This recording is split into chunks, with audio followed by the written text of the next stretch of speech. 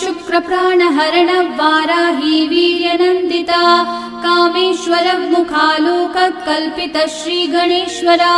महागणेश निर्भिन्न विघ्नयन्त्र प्रहर्षिता भण्डासुरेन्द्र निर्मुक्त शस्त्र प्रत्यस्त्र वर्षिणी कराङ्गुली नखोत्पन्न नारायण दशाकृतिः महापाशुपतास्त्राग्नि निर्दग्धासुर सैनिका कामेश्वरास्त्र निर्दग्ध सभण्डासुर शून्यका ब्रह्मोपेन्द्र महेन्द्रादि देव संस्तुत वैभवा हर नेत्राग्नि संदग्ध काम संजीवनौषधिः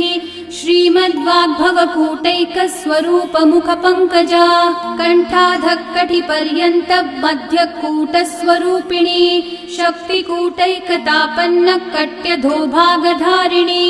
मूल मंत्रात्मिका मूलकूटत्रय कलेवरा कुला